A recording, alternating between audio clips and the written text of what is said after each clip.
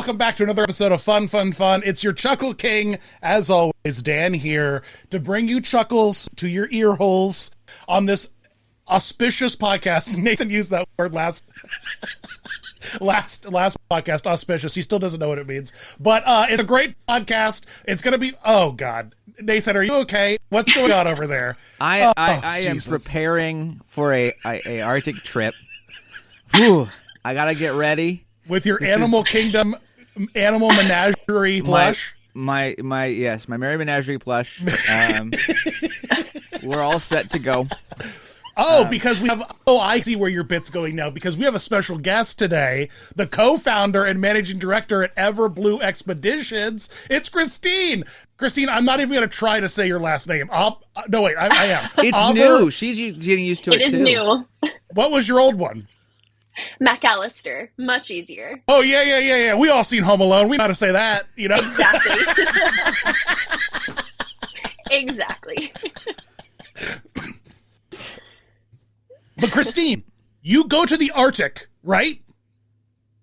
Yes. So we do the Arctic, Antarctica, Alaska, the Galapagos. Anywhere a small ship can go, we'll take you. Galapagos? Okay, we have a lot to talk about. This is going to be a really great episode. How did you... Okay, I just have to start... Well, hold on. I have to stop real quick because this is a weird episode for me because I actually know Christine in real life. This is like a weird... Generally, it's Dan. You know a lot of our guests in real life. What are you talking about? That's true, but like this is like an exclusive guest. Like you wouldn't believe I know the people I have on my podcast. I know people. I know interesting people. It's fun. Are you going to wear that coat the whole episode, just out of curiosity? Well, the way you said, like, our guest is, clearly because of this coat, our guest is, and I was like, what, Bernie Sanders? Is the guest Bernie Sanders? Oh, my God. My coat is like, I'm asking you, go to the Arctic. All right. No, I'm not wearing this coat the whole time. I will, not going to happen. Well, I have to know because, like, you know, when you think about, like, the Arctic and Antarctica and, like, even the Galapagos now, I immediately go to movies like National Treasure and, like, Alien vs. Predator. And, like, there's always, like, that, like, those couple of people who are, like, hardened travelers who've, like, seen the world and they know all the gear and stuff. So how did this happen to you, Christine? Like, how did you grow up? Did you grow up in a family that, like, traversed the world and you're like, well, this is it. This is it for me. Great question. So I grew up watching the Wild Thornberrys. I was that 90s kid. That was one of my favorite shows. Incredible. So I knew from a very young age that I want to do what Eliza's doing. I want to see the entire world. Maybe not in a camper van that, you know, can sail the sea and fly and do all of this crazy stuff. But I knew I wanted to explore and see as much as I could. Oh, man. I totally forgot about the camper van was like... I wanted to be Nigel. I was just like, I just need that mustache now. Yeah, Wild Thornberrys is wild, and I forgot that the camper van was like Chitty Chitty Bang Bang, like it could transform. I totally forgot. Yep. That's incredible. I still rewatch it sometimes. It's on Paramount Plus now. They have all of the old Nickelodeon shows, and that's just like we're not getting sponsored dollars. We're not getting sponsored dollars from Paramount Plus. You call us Paramount Plus. Jeez. Wow. So okay, you watched Wild Thornberrys, and you made it your life mission to become Eliza, essentially. Pretty much. And my mom, to her credit too, she would take me on cruises and things like that when I was growing up. We always went on at least one trip every year. And I recognized I was very privileged in that sense. We went to London one time when I was 10 or 11 years old, and I fell in love with England at the time. And then when I was older and I was in college, before I was in college, my dad passed away, unfortunately. But he left me a small sum of money, nothing crazy. And I decided that I was going to take that money and travel as much as I could. So I took off for 6 months. I went to Salisbury University. I ended up being a semester ahead because I did high school classes that were college credit. And I spent the entire 6 months in Italy working as a nanny, studying Italian, and using that as kind of a branching off base to see now I'm up to 39 countries plus Antarctica. So it just really instilled this love of travel in me. How good are your, we've hung out a lot. How good is your Italian? You never busted out any Italian.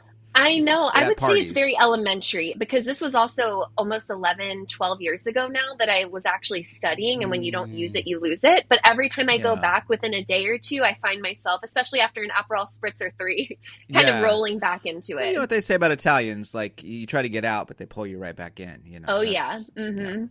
La Dolce Of all those Vita. trips you took every year, of all the many, many family trips that you took, Is there one that like stood out? Is there a trip that you took as a kid that now you do as an adult, I guess? Not as a kid, no. So these were more so like Caribbean trips, which I loved, don't get me wrong, but it was really the international ones once I became an adult that really stand out. My mom and I went to Russia together back in 2017. My mom's Polish and Russian, so we kind of had our own little pilgrimage there. We did St. Petersburg, Moscow, and I'm so glad we did because obviously now would not be a good time to go to Russia, but I'm glad that I got to Does she speak Russian or Polish or Ukrainian? Or? She speaks Polish. Wow. Great. That's cool. Yeah. That must have been fun. Get out to Russia before it all goes crazy. Yeah, you picked the 3-month window in the span of the last 40 years. Go back and do that. Literally. Summer 2017. And there were a lot of other Americans there too, actually, at that time. Was it you lost your father? I'm sorry, I'm right there with you.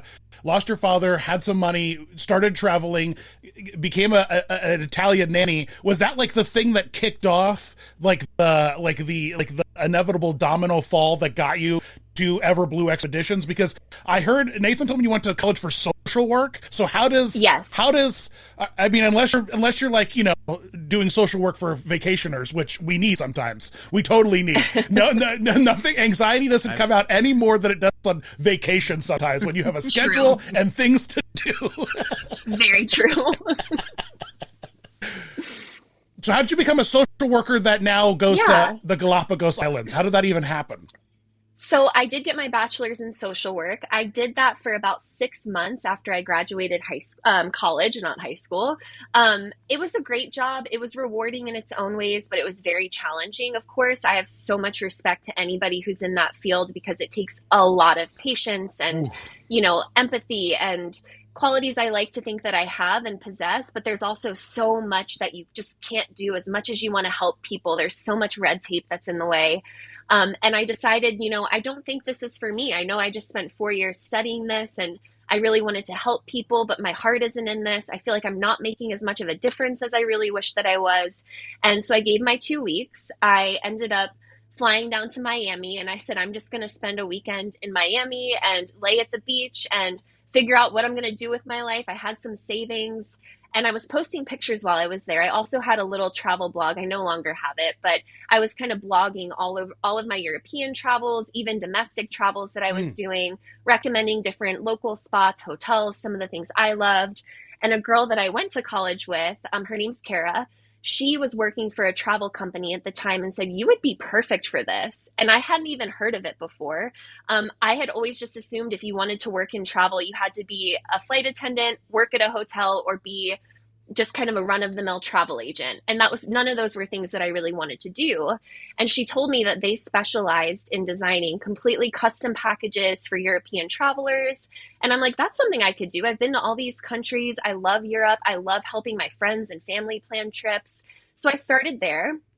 It's funny, you mentioned the domino effect. I always look at it as kind of like a butterfly effect, which I know is trending right now on social media. Love that movie too. Oh God, is it back? Is Ashton Kutcher back? He's back.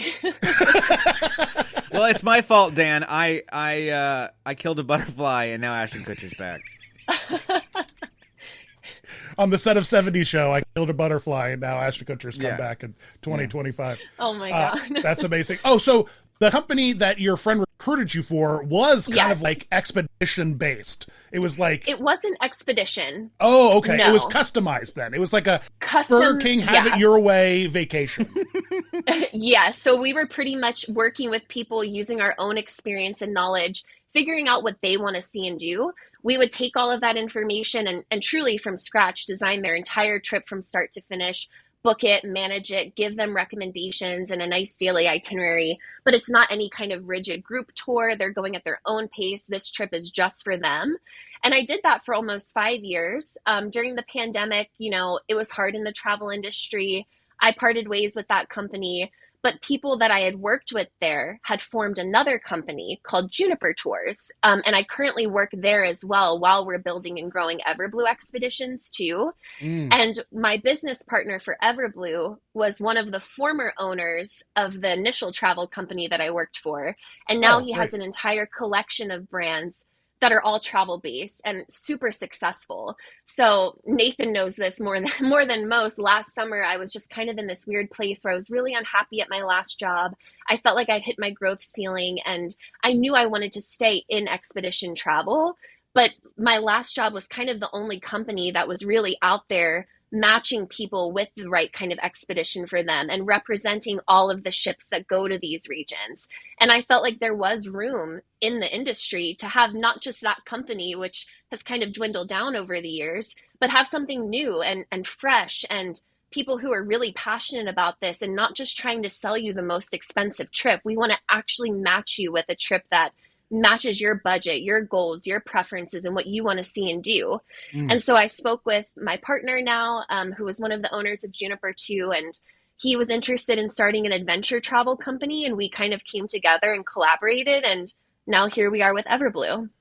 So when you're booking these like vacations, these big like customized things, these Burger King vacations, like how on earth does the business work? Because I get the idea of a travel agent, because it serves the same, like people are like, why do you use a travel agent? I have Expedia these days, but no, I mean, no, you don't pay anymore to use a travel agent. It's the same as using Expedia. You just don't have to think, you idiot, And so like the idea of like having someone book and like, manage your stuff is awesome, and especially when, and I'm sure it's not more complicated for expeditions to the Galapagos, but how does it work? Like, do you like have like the phone numbers of all the managers of the small cruises that like operate in the Arctic and Galapagos, or like, is it all third party? Is it all contracted? Like, how does it happen?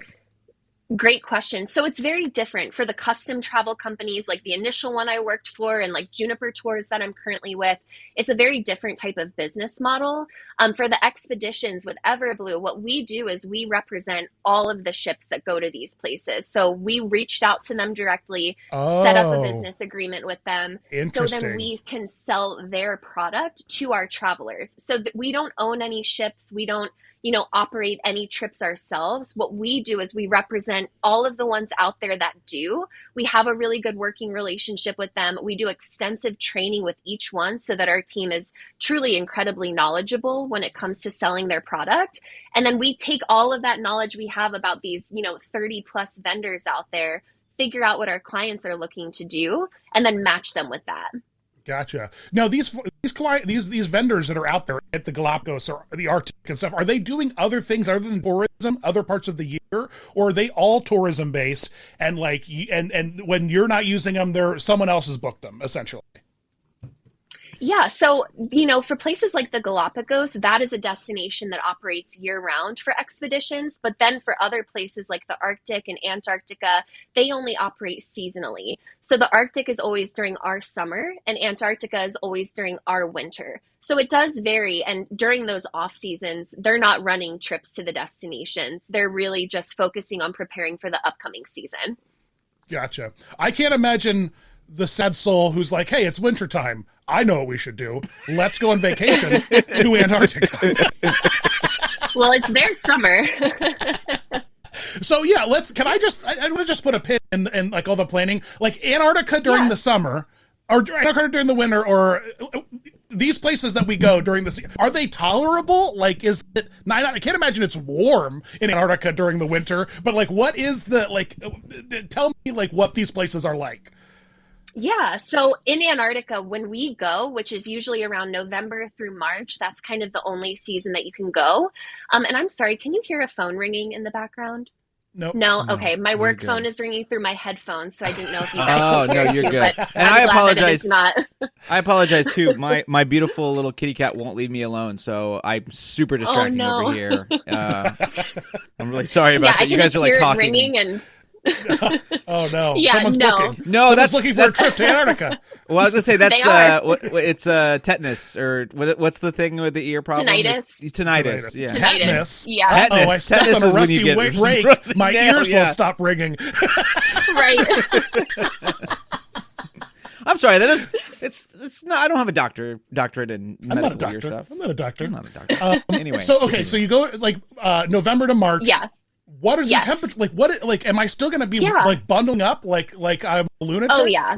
So you're going to be bundled and you start with a base layer. So something like a merino wool type of material. You can wear one or two of those layers. I always did two. Here, And I'll then on show a top of that, photo of a her. waterproof. Oh yeah. Yeah. A waterproof outer layer. So you always need pants that are waterproof to go on top of those base layers. Most of the operators are going to give you muck boots that you can wear as well so that your feet stay dry and protected. And then that yellow parka that I have on, most of those are complimentary and you get to keep it after the trip. I still have mine too. That parka is incredibly warm. It is the warmest jacket that I own. And then, of course, you'll see here I had a beanie, a neck gaiter, all of that, some gloves that you can't see to keep warm as well. So it does get cold, but this is during what's called the austral summer when you go to Antarctica. So that's when the weather is at its peak there. It's the only time really that you can go safely and actually enjoy it, where there's sunshine like you can see. There's not necessarily strong winds or snow or storms. It can happen, don't get me wrong, but it's very rare. And I mean, you can see here, you're able to get out, get on land, walk around everywhere too. It's really incredible to actually step foot on the continent. But because of all the sunshine that you can get reflecting off of that snow, you can get very hot. There were days I had to take off that parka and I was just in my base layer hiking up a mountain, and I mean covered in sweat. And it wasn't just me, it was everybody who was with us. Right. Because you're working up a sweat just from that hike, of course, but also it got so hot. There was no wind. It was 45 degrees. The sun was kind of reflecting back at us. And it was crazy to think I'm all the way down here in Antarctica and I'm literally sweating right now. This is this is a really dumb question, but you mentioned there's no wind. There's wind sometimes, right? There's like, oh yeah, no. Okay. I just meant that day. Okay, because when I'm thinking of that area, it's like it feels windy. You know, it like I should be the best. This is a terrible analogy, but I feel like when you're in DC, there's like this very clear Potomac ice saber wind that cuts right through you. Is the wind in this sort of the same, or is it what kind of wind is it? Is it just sort of wind, or this is a dumb question, but is it like no, it's wind not. that really slices? No, it's okay, Christine. Let him work through that. He asked you about what wind is. Let him just get there. No, is it like, is it a hardcore wind, or is it just like chill wind in a place that seems like it'd be very cold? I guess in my defense, I asked you if Antarctica was cold or not, so I guess that's fair. Fair. Shut up, Dan. It is cold, yes, and it can get windy too. And the thing is, that is why if you're ever kind of looking around and seeing the different itineraries that go to Antarctica, you'll notice all of them for those good 5 to 7 days where you're actually exploring the continent. It's just a lot of fluff and talking about different landing sites that you might go to. Nothing is set in stone because the weather is so unpredictable. Most of the time, you don't know what you're doing until the night before or the day of, based on current weather conditions. So I got super lucky. We really didn't have any wind. We had one day where there was a little bit of a storm, some wet snow and rain mixed in, and it was gray and overcast. But other than that, we had bluebird skies, really wonderful weather, and that's typically what you see going during that time frame too. Now, on the shoulder of it, November, early December, getting into February and March as the season comes to a close and the weather's changing, there's definitely a greater likelihood for that unfavorable weather. But during that peak time of December, January, it was very pleasant. Oh, nice. Those photos of you being there, was that you like doing a test run of the product that you set? Like how do you make these like itineraries to know that they're going to be good? Are you testing them all out as part of EverBlue?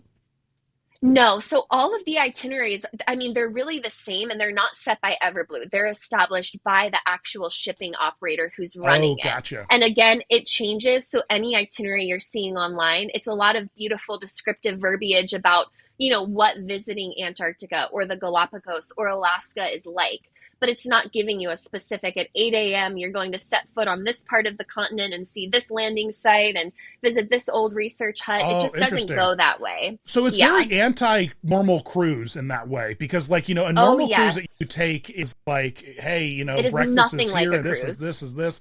Yeah. What is the, I mean, obviously there's obvious differences, like, there's no like musical and stuff like that, but what's the difference between spending a week on a boat that's an expedition cruise versus like a boat that's like a luxury cruise ship? Like, the shorter way to answer that is to answer what is the same between them, because there are so many differences. The only thing that's really the same is that You have a vessel that you're spending the night on, and that is your home. You're floating home. Everything is completely different. With a traditional cruise, the emphasis is really on board. What kind of bars, restaurants, nightlife, spas, wellness centers, performers can you visit, things like that. With an expedition, the emphasis is really about getting off the ship and into this remote, exotic, extreme environment and feeling like a rugged explorer. Now, there's lots of different ships out there, though. So the one that I was on was called the Ultramarine through Quark Expeditions. It had a helicopter. It had really amazing dining. This is one of the photos of the restaurant on board that I ate at every single night. It was incredible, but there's only one restaurant. There's not going to be multiple dining options. They did have a small spa. I didn't go, but there are some things like that because especially nowadays as expeditions become a lot more popular thanks to TikTok and social media and new demographics of people really trying these experiences, a lot of the ships have been refurbished or upgraded or even purpose built to just enhance the onboard experience a little bit more, but it is still nothing like a traditional cruise at all. Once you get to your destination, you're hardly on the ship during the day.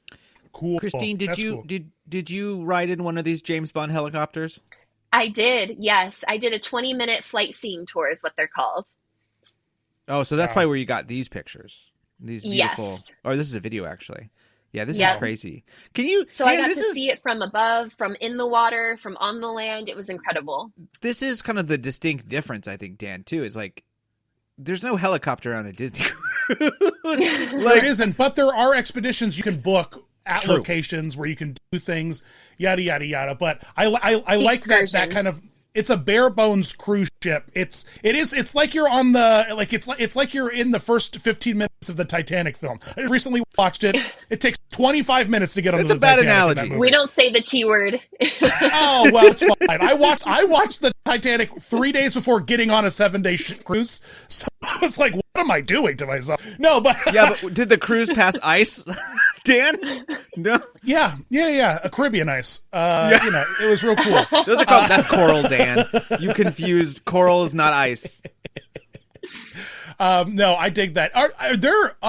I know there are like villages and towns in some of these locations, Alaska, like seasonal, like in Antarctica and stuff. Do you touch into those? Like, do they connect to those at all, or is it truly an isolated experience on your ship?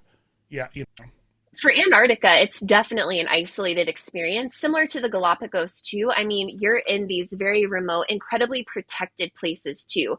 That's the thing. There aren't any towns in Antarctica for people to visit. The only people living on the continent are scientists who are doing research, and they don't want visitors. They're a lot more inland too. You're not stopping and seeing that. No, exactly. You can visit some of the old kind of shut down little huts that go back to the Ernest Shackleton days, but you're not seeing any people other than you and your group. And there's a lot of strict regulations, not just for Antarctica, but for the Galapagos and the Arctic too, where it's so important to protect these places and not leave any footprints and preserve the wildlife there too, that it's just a very different type of experience. When you're on these places, are there special procedures, or do you have to agree before you go that you're going to take everything and you're going to scrub your boot and this and that? Like, and imagine the expedition, like people on location are really tough about that. But oh yeah, is it part of the booking process where you explain to them, look, okay, you want to go to the Galapagos, that's great, but it's protected. There are many laws. You have to do this, you have to do that. Is that part of the booking process?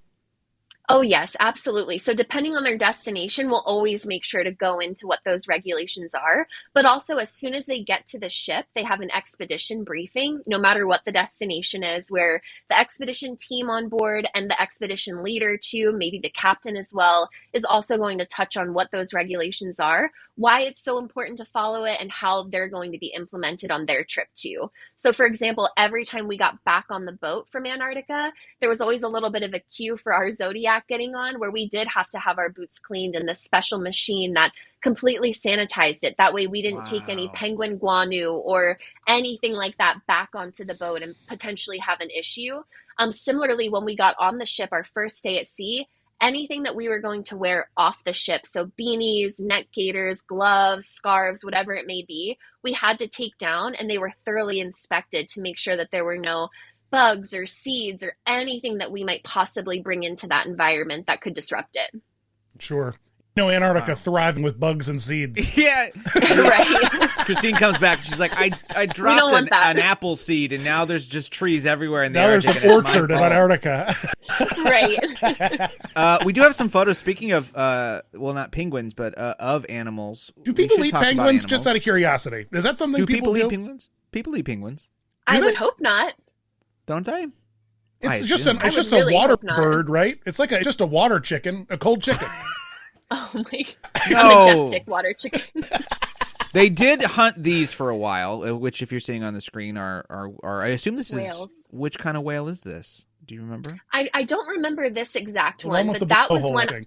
I wasn't in that Zodiac. I was in another one watching, but it shows you just how close the wildlife will get to you. Now, the Zodiac is not allowed to ever approach any wildlife within 100 feet. The Zodiac being the raft, right? Is that the term? Yes. Yep. But if it comes to you, that's more than fine. So some of these pictures make it look like they're a lot closer. We were still at a safe distance, but they're not used to human interaction. So they're not afraid of us, and we're not afraid of them. And everybody's just kind of cohabitating. And it's truly unlike anything I've ever done anywhere else in my travels. Yeah. I love the idea of not having any human connection whatsoever. That sounds lovely. Right? Lucky them. It's nice. It's interesting as we evolve beyond theme parks as a society, and everything's cyclical, but there is this growing trend of kind of rejecting the fake and the facades of vacation. Like Disney, I'm Disney Dan, and Disney for a long time killed the American vacation, because what they did was offer you a prepackaged, sanitized version of any kind of American vacation you'd want. Just come on down to Orlando. We got it, from the beaches of Jersey to the redwoods of California. We got whatever you want. But now it seems like the new luxury is an authentic experience. And do you think that is what's driving people to push themselves to go to these freezing cold locations, or these entirely remote locations? Why do people want to put themselves so close to the edge of risk to vacation and have fun? What do you think that is? Well, I can't speak for everybody, but there is a certain demographic that takes these kinds of trips. And usually they're people who maybe they're new to it, maybe it's been their whole lives, but they've really valued wildlife. They're really into birding. They're into seeing things that they can't see anywhere else in the world, or they like the expedition style of travel because it's not like any kind of all-inclusive package or a traditional cruise. The educational component of it is really at the forefront of the entire experience. So just to put it into perspective, you're getting off the ship twice a day for about 2 to 3 hours each time with a local guide who is usually a naturalist or a PhD or a foremost expert in their field, or a National Geographic certified photographer. And they're talking to you, and you're learning so much about the different flora and fauna, the wildlife that you're passing by. And then you come onto the ship, have a nice meal, and then that evening, after getting off and back on again, you have another briefing where you're learning even more about what you saw that day and preparing for the next day. So I think that there's really just a certain type of person who's really interested in what else is out there outside of the standard cookie cutter type of trip. Gotcha. So if your favorite ride's the Jungle Cruise, and you like having a skipper with you at all times to point out the books and foliage. Go on the Amazon. Yeah. Well, and I guess I can help. Yeah, I think the thing that's interesting here too is there seems to be more interest, but you're also sort of talking about the fact that there's a lot of process about not leaving a mark, and because of that, what's the scale? How much can they really scale this up without it ruining the experience? It seems like it's a high cost, more exclusive thing. Yeah, because hiking the Everest. Yeah, hiking Everest has become a disaster of garbage and chaos and debris, because and it's not regulated. Right, exactly. Who regulates these things? Who does control these things? So there's something called the IATO organization, and it's several different countries that have come together to protect Antarctica, and they've put in place all of these different guidelines and regulations. For example, there can never be more than 100 people on the continent at any given time. So that's why expeditions in particular are usually smaller ships. Most of the ships are anywhere between 148 passengers to maybe 250. Some of the new ones are bigger too, and what they'll do is they'll split people up so that while half the group is on land, the other half might be doing a Zodiac cruise or kayaking or stand-up paddle boarding or having some other kind of activity in its place to abide by those regulations. Similarly, the Galapagos National Park has really strict regulations too. You can't have more than 16 people in any given location to protect it, because there are species that exist in the Galapagos that exist nowhere else on Earth. They're called endemic species. So they want to protect it, and that's part of the Ecuadorian government. So it really just depends on the different destination, but there are always very stringent guidelines in place to make sure that people can come and have a good time, but do it responsibly. That 100 people on like the continent at a time, does that include the scientists that are already there working? Yes. Oh, well, no, this is for the different landing sites. So I thought you meant the scientists on the ship. I got you.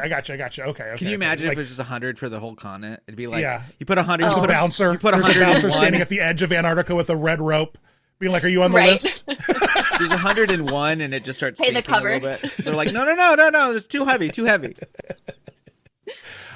you do a polar plunge when you went? I sure did. Yes, I did, and I would do it again in a heartbeat. Yeah, what was it like for your nervous system? Did you go through the whole cycle of like anxiety and then like tension and then like the endorphin rush? Well, I was in fight or flight, and I think that's the end of the video, but once it restarts, you'll see I really leaned into the flight and I just ran. There's more video of you not here than here, but yeah. You definitely, there you go. No one else ran. Everyone else just kind of walked to the edge and plopped in, or some people just kind of walked down the steps of the ladder and dunked in and came out. But I was just filled with so much adrenaline, and I thought, if I'm going to do this, I'm going to send it. So I literally just ran, jumped in, and then I kind of blacked out. Like my legs went numb. They have a harness around you and they pull you back to the ladder. I could barely get on the ladder. My knees were like just locked and unable to move. I got up there, and I'm so glad I did it though, because so many people didn't. And then at the end of the trip, they regretted it. What was the recovery like? I've always been curious what the polar plunge recovery is like. Did you just go take a hot shower? Well, for me, it was a shot of whiskey, and then I went to the sauna upstairs and then took a hot shower and had a great dinner. Hey, you said you didn't go to the spa. Don't you lie and say sauna, you don't. The sauna. We got you. Where is the sauna, Christine? It's in the spa, all right? Don't act like it's not close.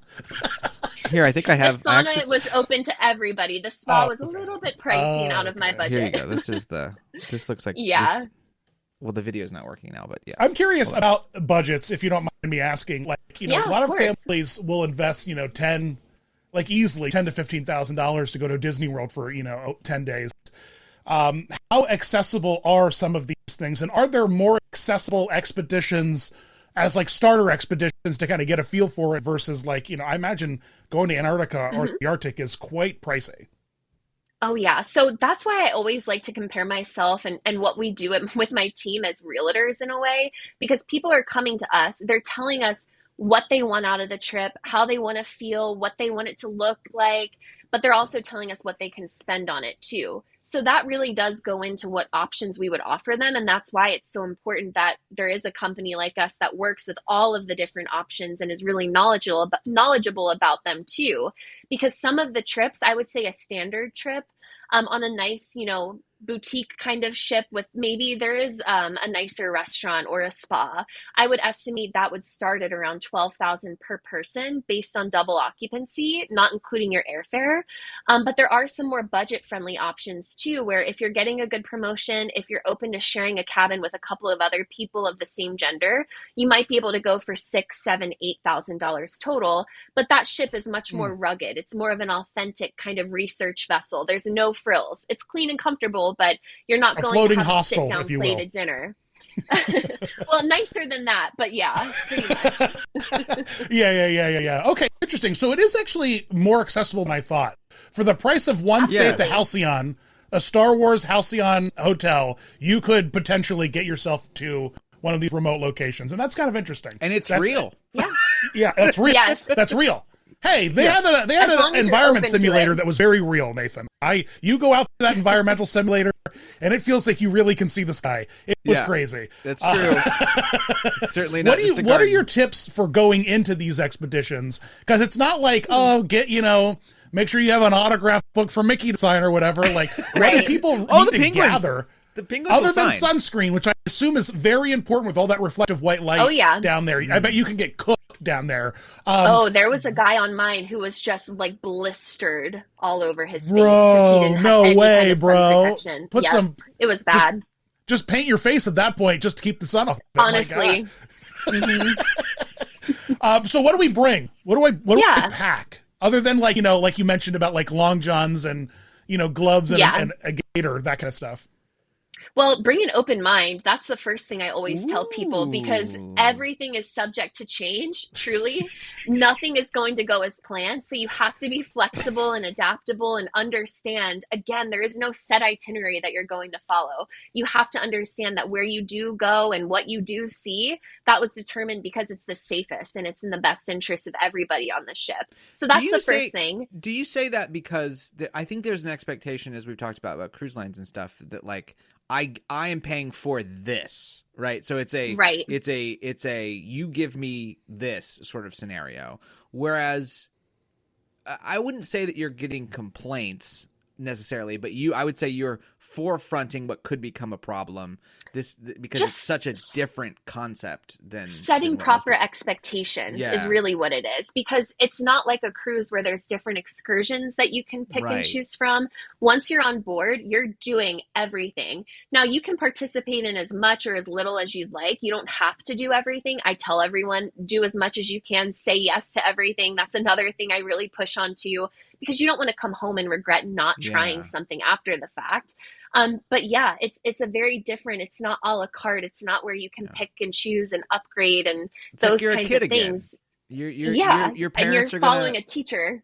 If anyone's been listening for the past 4 to 5 minutes, you can really see this is where Christine's social worker degree is really kicking into full gear. You know what I mean? Set your expectations. You know what I mean? Like, come prepared, come with an open mind. None of my travel agents talk to me like this. I just want to say, none of my travel agents are like, and how are you feeling? Let's talk about your vacation and I statements. Right. Yeah, and I'm not putting Christine on blast. What I will say though is I would call her if I needed to deal with somebody who is very rich and very hard to deal with, because I think she knows that I'm sure there are people that this is it's a very exclusive. Look, I've seen a lot of alien films. I know there's always a rich guy that funds the expedition that always has to be appeased by the main character who is Christine in this situation, who will ultimately end up be the only survivor and the one who has to fight the predator. Right. So Christine, I hope you're ready. I'm ready. I was born ready. I will have to say, Christine, for some reason, Dan had more questions about Alien versus Predator when I pitched you to him than anything else. He was like, "It's my my favorite favorite movie." Ice wall, ice shelf, aliens, nothing when I was there. Well, you weren't looking hard enough, I guess. You weren't. Well, there's the truth is out there, or they Christine. wouldn't take us there. Mm-hmm. There we go. Or they wouldn't take us there. There we go. Yeah. What else? Hey, you never know. I'm open-minded. I mean, That's really true. am, but you packed that. I didn't see anything personally. I also went to Loch Ness, didn't see Nessie, but I kept an open mind. You and me, we both went, and we both didn't see. I mean, I saw Nessie sort of, but in a gift shop. So that doesn't. Really I don't believe in Nessie. I do believe in Bigfoot and the aliens, but I don't believe in Nessie. Oh, we're gonna. Yeah. You know what, Dan? Let's have we need to do an entire podcast where we just go down rabbit holes. About cryptids? Holes. Okay. Yes, I'm fine absolutely, with that. Absolutely. Is there an Antarctic cryptid? I don't know. Yeah, I don't know. Other than the abominable snowman who was sent there because he was scaring children inappropriately. Wasn't that Alaska? I don't know. Himalayas. No. The Monsters Incorporated, it's very clear. Welcome to the Himalayas. He does go to the Himalayas. Yeah. Could you get me to the Himalayas, Christine? I'm sure I could find someone that could. A real Expedition Everest. Yeah. Okay, land so expedition. It's not just cold. We talked about the Galapagos and the Amazon. Right. Which do you prefer for your expedition? What do you think is going to, for you when you're out there? And have you gone to the Galapagos or Amazon?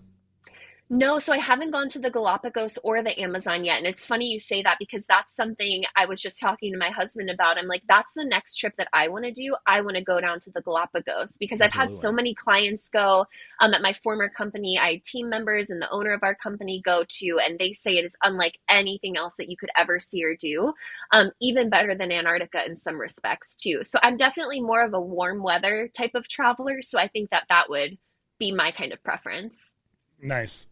And the Galapagos is, do you have to fly to Ecuador and then Yes. hop over? And where do you fly if you're going to Antarctica? Now that I'm thinking about it. Yeah. So it depends again too on the shipping operator and what they're doing and who they're using. Most of the time for Antarctica, you'll fly into Buenos Aires. You'll spend a night there. The entire group will then fly on a private charter flight from Buenos Aires down to what's called Ushuaia, Argentina. It's the southernmost tip of South America. Oh, okay. Of the ice cream That's where cone. you board the ship. Yeah, that's where you board the ship. And for 2 nights, you're on board going through the Drake Passage until you get to the continent itself. And then for the Galapagos, you have to fly into either Quito or Guayaquil, Ecuador, usually spend a night there too. Same thing, get on a private charter flight the next day that'll take you down to the actual islands. Oh, interesting. Are there islands surrounding the Galapagos that are not protected you can land on and yada, yada, yada, load up on a boat and whatnot, and there's docks and stuff? I don't think so. I'm not sure of anything outside of the Galapagos itself, but I know for the actual Galapagos Islands, the different ships have to actually work with the national park authorities and tell them where they're planning to go, where they're going to dock. Are they going to Zodiac people on land, or how is it going to work? But there aren't any kinds of, ports or things like that.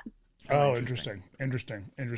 So as a world traveler, as someone who's done cruises and has done expeditions, what are some tips? I have a buddy on who's been to Japan twice, and my first question was, all right, what did you learn on your second trip to Japan that you're like, oh, I was an idiot on my first trip to Japan? So what are some of those tips that you wish you knew or learned about when it comes to doing these kinds of big trips? That's a good question.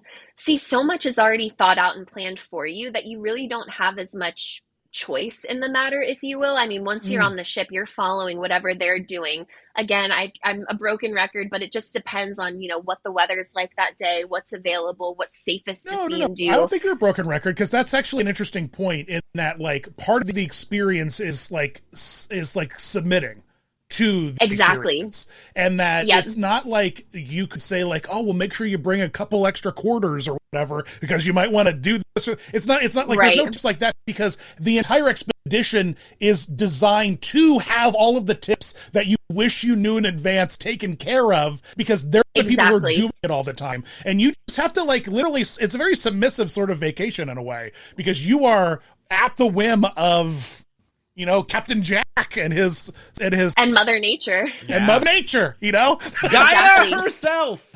Yes, Gaia herself.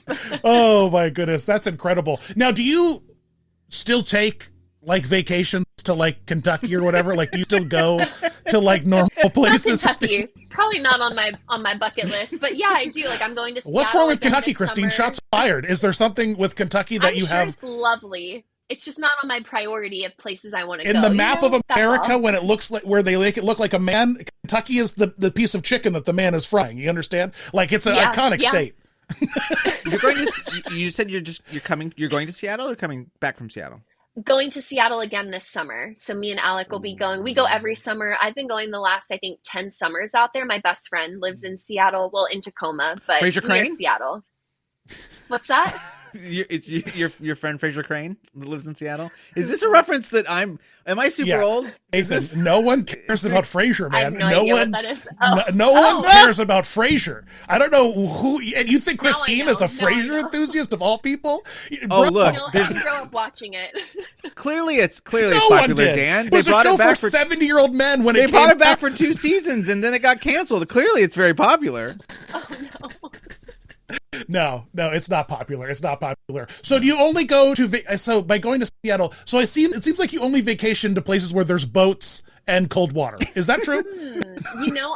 That's so funny you say that, because my version of vacation is I need to find a body of water somewhere, or it doesn't feel like a real vacation to me. I don't want to be in a city the whole time. I don't want to be landlocked the whole time. I'll do it, don't get me wrong. But if there's a river cruise or a lake or an ocean or a sea, I'm going to it. I'm getting in it. That's how I travel. Have you done any of those have you done any of those river cruises that like advertise on Antiques Roadshow? America River Cruises. Have you done those?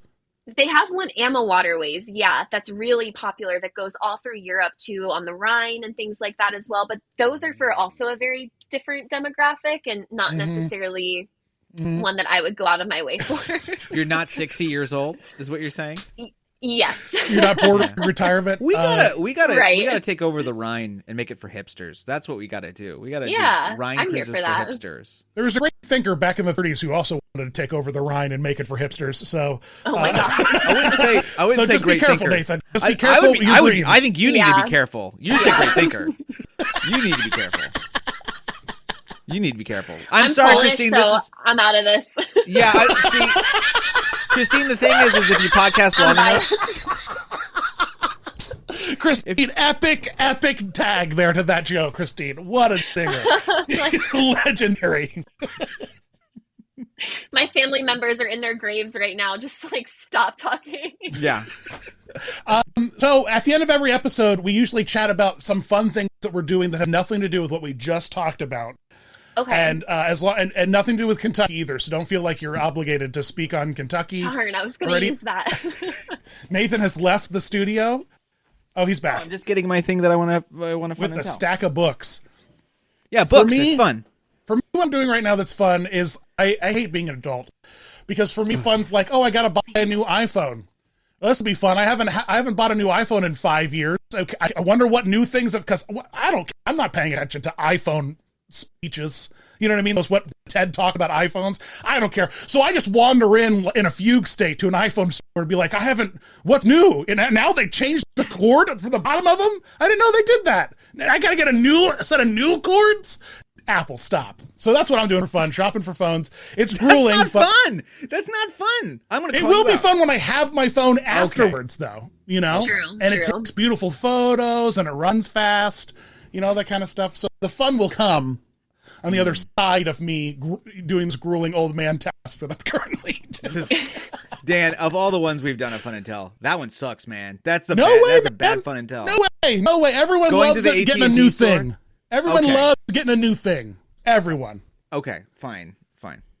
I'll give it to you.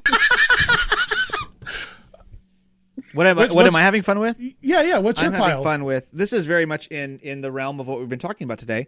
The series of Atlas Obscura books, which are from the famous website Atlas Obscura, but they're all about weird, cool places you can see, weird food you can eat, and wild. Oh, I went backwards. Wild animals that are weird and different that you can see. That's cool. They're very, very fun and very, very beautiful books. You're reading encyclopedias for fun, and you gave me a hard time about shopping for phones. No, wow. They're beautiful books. They're beautiful books. And here's the thing. Here's a beautiful, beautiful book. So the thing about what I love about these books is before I go on a trip, I now check out Atlas Obscura, either their website or the book. Because you never know. Like when I was going, next time I go to Edinburgh, because I forgot last time. There's like a chest made out of a serial killer's skin. I didn't know. Now I got to go see it. Oh, right. Where's that at? It's in Edinburgh, Scotland. They just don't have that on the Galapagos. I'll tell you that. Don't have that on the Galapagos. That's for sure. Yeah. So Atlas Obscura, they'll tell you where these weird things are that you can see. And so that's but they do have a pile of goo that's distantly related to you on the Galapagos. So that's something. You know, that you can't get anywhere. You can see the pile of goo you came from. So I mean, that's pretty crazy. You know, that's pretty Darwin cool. himself. It's the origin story. Yeah. It's all. We've all seen Master and Commander, Far Side of the World. We all know and appreciate the Galapagos. Dan out here saying that I'm old, and he's like, everyone loves Master and Commander. Everyone's Far really Side hot of the on World. Master They combined both books into one film, and it was incredible. Paul Bettany as Charles Darwin. It's very good. He was great. Later, he became a robot in the MCU. Hey, Christine, what are you doing for fun? I'm going to sound like such a grandma because my whole life lately has just been It's going to fit in perfectly with with Christine, 2 we've said. I like books. Perfect. He wants to watch Master and Commander. Like, Because what I've been doing, I've been going for walks around the neighborhood every day, and it's only like a 30-minute walk, but it brings me so much joy. That's and I'm healing. like, the sun is on my skin. I hear birds chirping. I'm not hearing my laptop ping with a new notification or a phone call. I'm not even on my phone or listening to anything. I'm just actually present and moving my body. So sounds kind of lame, but that's functional movement. What I've been doing. That's some blue zone stuff, and Christine. Brunching. I'm brunching a lot. Brunch I look forward to. Oh yeah, I love a good brunch. Well, there you go. You found the way. You found the secret way to Christine's heart, and it's brunch. Exactly. A brunch and a walk. When you're walking through the neighborhood, are you secretly judging your neighbors for their life choices and the things that they've done? Because I do that when I take walks. I think so. Yeah, mostly the ones with children. What a hot child-free millennial I'm take. Like, there's just a child running around, no clothes on, no parent outside watching them, cars coming into the neighborhood. And I'm like, are you nuts? That's how I grew up, and I'm fine. You know, like no one paid attention to me as a kid. You're fine. Okay. And on that note, I'm okay. I'm more or less okay. I mean, I don't know what you want me to tell you. I'm fine. I'm going to be okay, I think. Well, this is awesome, Christine. I really appreciate you like helping me understand the Arctic and like the fact that like it's remarkably more accessible than I thought. I thought that it was point of no return. The helicopter can't turn back. We're going to run out of fuel.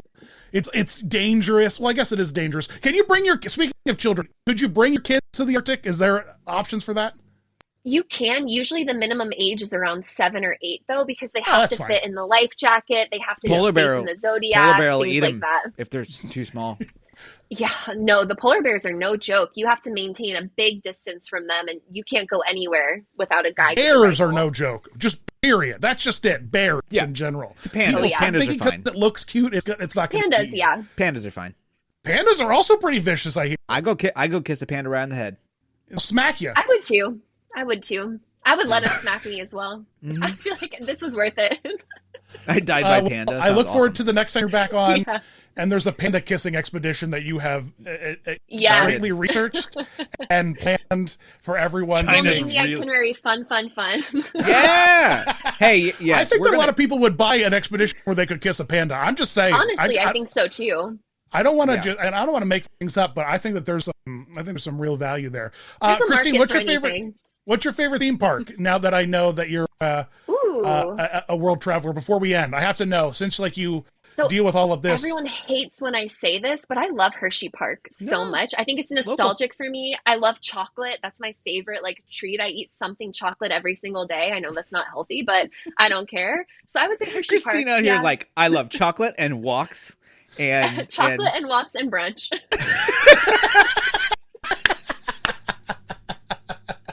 Those are my 3 pillars. Oh. Well, what a great end to the podcast. It's over now. Christine, where can people find you? If people want to book an expedition, EverBlue Expeditions. Yes, please. And Juniper Tours if you're looking for any kind of Europe trip. Okay, so Juniper for the Europeans, if you want to take over the run, and EverBlue Expeditions if you want to find aliens in Antarctica. I got you. All right, perfect. Exactly. Yes. I can't wait to go to Antarctica one day. I'll do it. You should. I'll do it. I think that'd be something to do. That'd easily be something to do. You know who to call. I do. Absolutely. Now I know who to call. Yes. That's incredible. Well, thanks so much, guys. Thanks for listening. Make sure you go book Crazy Expeditions where you kiss pandas, and then tell us about it. We can't wait to hear. Yeah, answer bag. Keep sending us questions. We got a couple questions already, and we want some more. We did. Are you just mostly emailing yourself? Is that what the questions are, or fans emailing? No. That's not what's happening.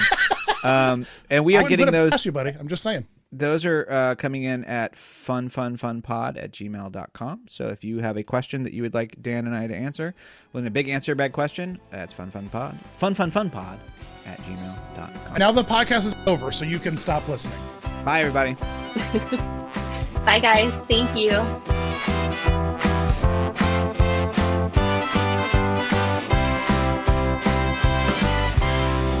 This has been a production of 710 Media.